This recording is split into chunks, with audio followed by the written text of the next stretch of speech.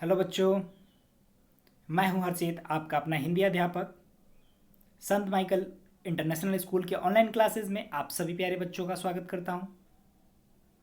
मेरे प्यारे बच्चों, कैसे हैं आप सभी? स्वस्थ रहिए, सतर्क रहिए और फिलहाल अपने घरों में ही पढ़ते रहिए। मेरे प्यारे बच्चों, आज मैं आपके लिए लेके आया हूं कक्षा 7 की हिंदी व्याकरण मनिका, जिसमें हम लोग फर्स्ट चैप्टर पढ़ रहे थे और उसके कुछ अभ्यास प्रश्न कर रहे थे। तो चलिए बच्चों, शुरू करते हैं। बच्चों, मुख से और लेखनी से जो प्रश्न हैं वो आप लोग आशा करता हूँ कि फेयर में कर लिए होंगे। और मैंने आपको होमवर्क दिया था, नीचे दिए गए कथनों में सही के सामने सही का निशान और गलत के सामने गलत का निशान लगाना था। तो चलिए बच्चों, आज मैं इसका उत्तर कराता हूँ।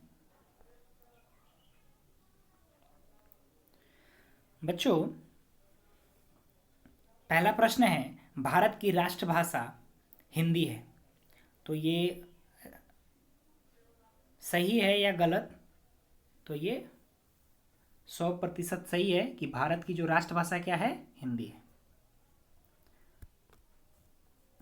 बच्चों, दूसरा है, मोबाइल पर संदेश लिखना भाषा का मौखिक रूप है। तो यहाँ बच्चों लिखने की बात आ गई, तो ये मौखिक रूप कैसे होगा? तो ये बच्चों गलत है। तीसरा प्रश्न है बच्चों, ज्ञान का संचित कोश लिपि कहलाता है। ये भी बिल्कुल गलत है बच्चों, क्योंकि ज्ञान का जो संचित कोश होता है वो साहित्य कहलाता है। चौथा प्रश्न है बच्चों, जर्मन भाषा फारसी लिपि में लिखी जाती है। तो बच्चों ये भी गलत है, क्योंकि जर्मन भाषा जो है वो रोमन में लिखी जाती है।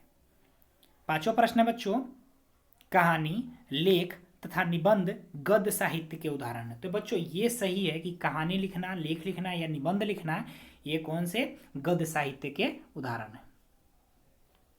बच्चों नेक्स्ट है, उचित शब्दों से रिक्त स्थानों की पूर्ति कीजिए। तो बच्चों ये भी मैंने आपको होमवर्क में दिया था। पहला प्रश्न है, हिंदी डैश लिपि में लिखी जाती है। तो बच्चों हिंदी आपने पढ़ा होगा, हिंदी कौन सी लिपि में लिखी जाती है? तो बच्चों हिंदी देवनागरी लिपि में लिखी जाती है।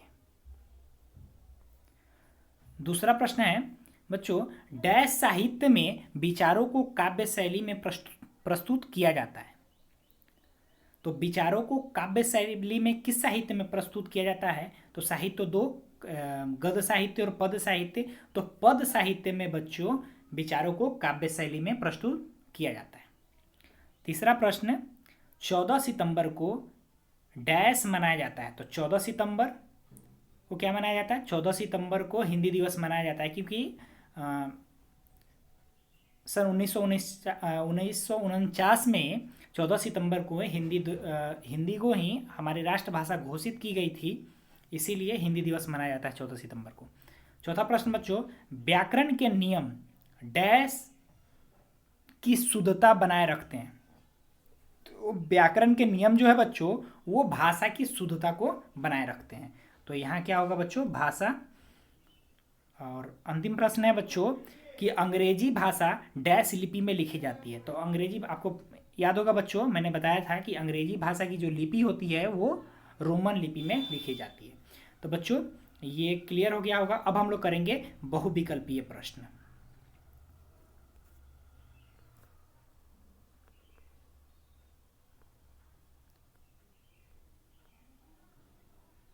बच्चों पहला है, मातृभाषा को बच्चा सीखता है। तो इसके ऑप्शन है बच्चों, विद्यालय से, परिवार से, पड़ोस से या बाजारों से। तो मातृभाषा को बच्चा किससे सीखता है? तो परिवार से सीखता है। तो ये परिवार से इसका उत्तर हो जाएगा बच्चों। भावों और विचारों को व्यक्त करने का माध्यम कहलाता है स्वर, वाक्य, भाषा और व्यंजन। तो अपने भाव और विचारों को व्यक्त करने का माध्यम जो है क्या कहलाता है? भाषा कहलाता है। तीसरा प्रश्न है बच्चों, कहानी तथा निबंध उदाहरण है किसके? तो व्याकरण के, गद्य साहित्य के, पद्य साहित्य के और भाषा के। तो कहानी और निबंध अभी बताए थे बच्चों, ये गद्य साहित्य के उदाहरण है। चौथा प्रश्न है बच्चों,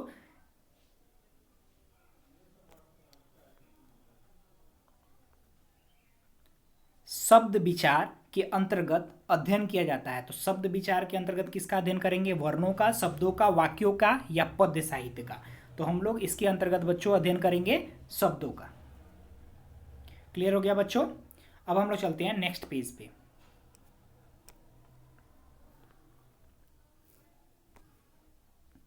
बच्चों अंतिम प्रश्न है, किस भाषा की लिपि देवनागरी नहीं है?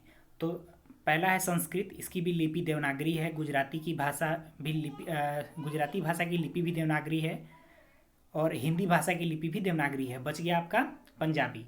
तो पंजाबी की लिपि बच्चों गुरुमुखी होती है, तो यहाँ आपका उत्तर क्या हो जाएगा? पंजाबी। पंजाबी की लिपि जो है देवनागरी नहीं है। बच्चों अब आज का होमवर्क है, कुछ क्रिएटिव वर्क है। संविधान द्वारा मान्यता प्राप्त भाषाओं के नाम लिखिए। तो यहाँ पे कॉलम दिया हुआ है और आपको यहाँ संविधान में जितने भी भाषाएं हैं जिनको मान्यता प्राप्त है वो सारे भाषाओं को आपको अपने कॉपी में लिखना है। तो बच्चों आपको याद होगा मैंने पढ़ाया था 22 भाषाओं को मान्यता प्राप्त है संविधान द्वारा, तो वो सारे भाषाएं आप यहाँ लिखेंगे। उसके बाद में बच्चों है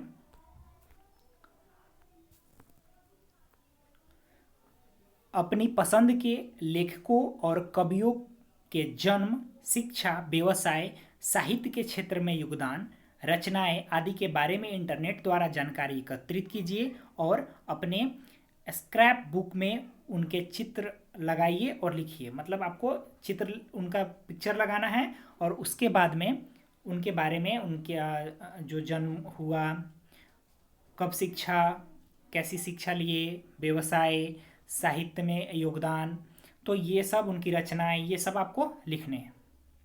तो आपको जो भी पसंद होंगे, जो बच्चों लेखक या कवि जो भी आपको पसंद है उनके बारे में आपको लिखना है। तो कम से कम एक या दो आप कवि और लेखकों के बारे में लिखेंगे। बच्चों तीसरा प्रश्न है, विश्व में बोली जाने वाली किन्हीं 10 भाषाओं के नाम तथा लिपियों के नमूने इंटरनेट या पुस्तकालय से एकत्रित कीजिए।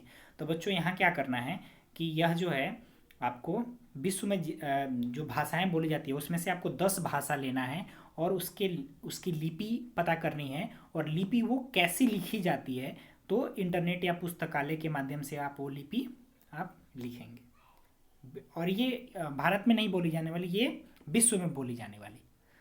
तो बच्चों आपका यही होमवर्क है, ये तीनों प्रश्न आपका आज का होमवर्क है। आशा करता हूँ कि आप इसे पूरा करेंगे और उसका पिक मुझे ग्रुप में सेंड करेंगे।